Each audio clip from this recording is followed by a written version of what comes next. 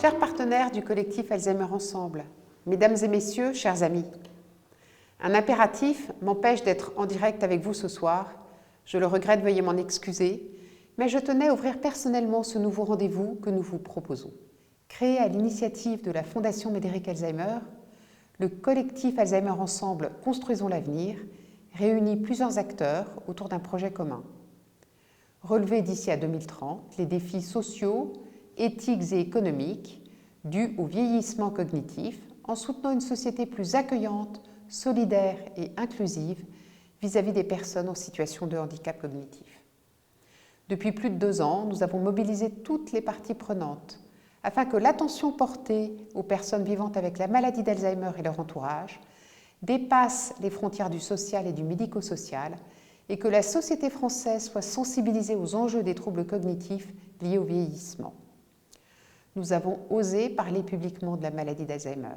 Grâce aux 4 rencontres territoriales, aux initiatives inspirantes qui ont été présentées, nous avons pu nourrir une réflexion participative, éclairer le quotidien des personnes malades et de leurs aidants, quotidien difficile, semé d'embûches, que la crise du Covid inattendu a par ailleurs exacerbé. L'engouement et la richesse des échanges que nous avons eus nous ont convaincus qu'il fallait aller plus loin. Les lundis Alzheimer que nous inaugurons ce soir sont avant tout un temps de décryptage pour mieux comprendre, des rendez-vous qui aborderont les enjeux majeurs de la maladie, interpelleront et appelleront à l'action afin de relever ensemble les défis posés par le vieillissement cognitif de nos concitoyens. Certes, il y a eu ces dernières années des avancées dans la prise en soin et l'accompagnement des personnes malades.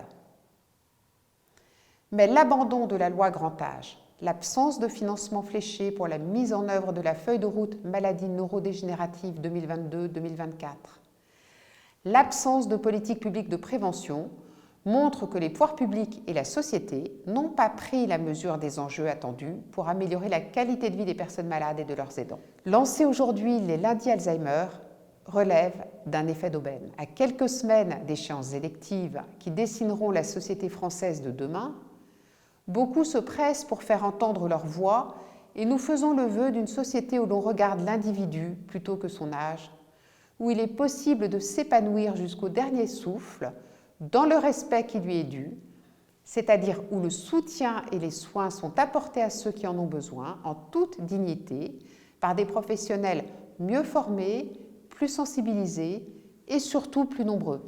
Mais il y a également une urgence à lever le voile sur l'accompagnement de nos aînés et à oser enfin faire du bien vieillir, en particulier avec une maladie d'Alzheimer, une priorité nationale, mais aussi une priorité pour chacun d'entre nous.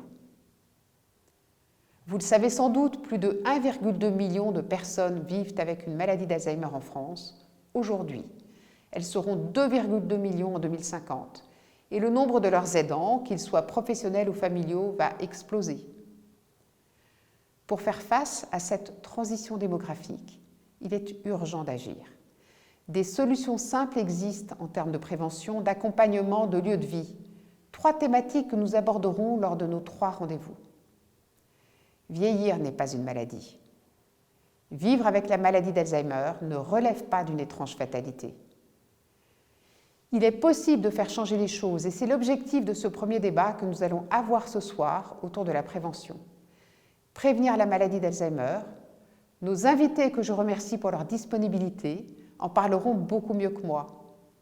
Mais en effet, prévenir la maladie d'Alzheimer est possible. Comment ? En évitant l'apparition des troubles cognitifs, mais également en retardant l'aggravation de la maladie. La prévention est aujourd'hui une voie plus réaliste que le médicament. 40% des cas seraient évitables grâce à un mode de vie adapté. Encore faut-il le savoir, sachant que moins de 1 Français sur 10 affirme connaître les moyens de prévenir la maladie d'Alzheimer. Je vous souhaite donc de beaux échanges.